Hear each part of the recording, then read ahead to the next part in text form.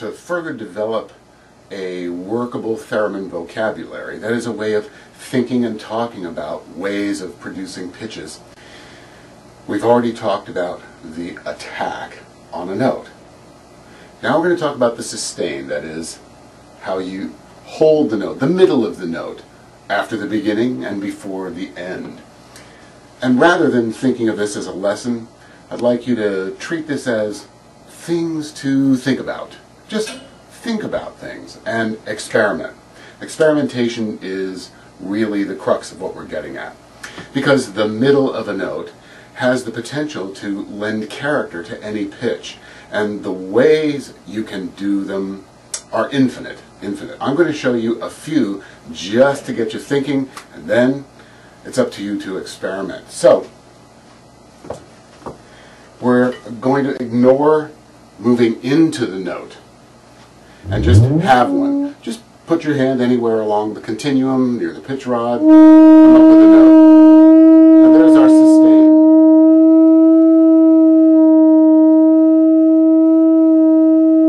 A note like that is relatively flat, as opposed to flat meaning pitch. I mean flat, characterless, without much going for it, other than it's a sustained pitch.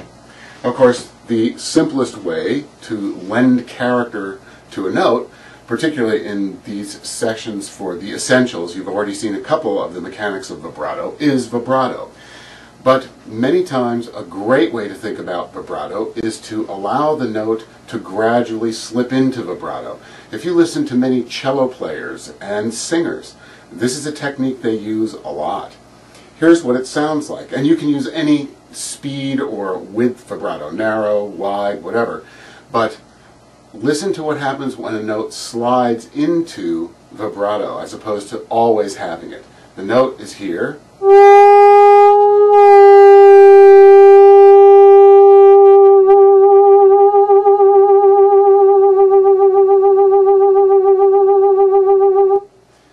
There's something to be said for an effect like that.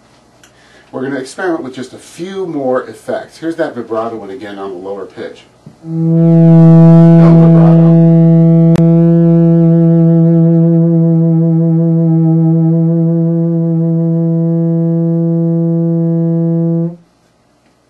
Something happens to that note as a result. Another thing that you can do to a note without any vibrato is actually use the volume loop in a very odd way by changing the volume. Now, many times when I'm using this technique, I do it in sync with the rhythm of the music, but here, since we're without music, we're just going to do it. And you can do it at any speed, but sometimes you can get a wonderful effect by hanging on to a pitch and then changing the volume.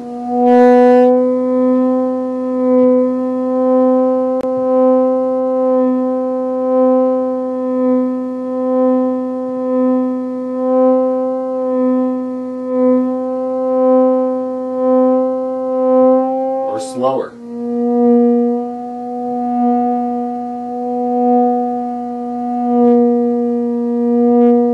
You never go to complete silence. It's just this sort of pulsing volume. Now we're talking effects that I'm doing for any type of music you can think of to play. Experimental, classical, jazz, popular. Many of these things can be adapted and used for it. We can also use, as opposed to vibrato, a sort of pulsing motion in the middle of a note that takes you slightly on and off the pitch. But there's a lot of things that you can do with it. If we have our note here, and we just go slightly off pitch, and again, many times it works if it's in sync with the rhythm of the piece that you're playing, but it sounds like this. There's the sustain.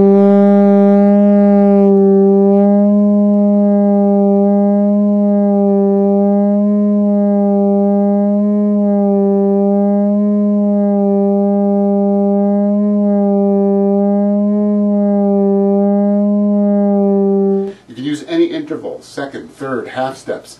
Many times I'll use a sort of strange way of getting from one note to another in the middle of a note. It's sort of a sustain, but it changes notes. Let's go in thirds. Here's our root note, and here's the third. But we use it like this.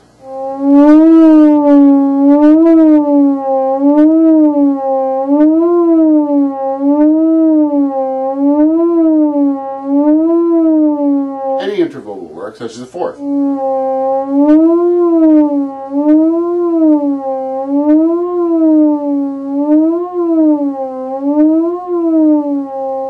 Now think of working in a piece that you're working in, particularly if it's an experimental one, a creative soundscape, and using those as opposed to just sort of flailing around, using them with a sort of ambient tone that you might be having and working with notes like that. It can be very effective. Now, here's another way of sustaining a note. Remember, this is all just to get you thinking, just to get you experimenting. Take these two fingers, and what you're going to do is tap them on your thumb like this, very fast. Can you see that? Let me get some, there's some light. Look at that. Now that's what it looks like, but of course I'm going to turn my hand like this and it's going to be less visible. Watch what happens when you do this.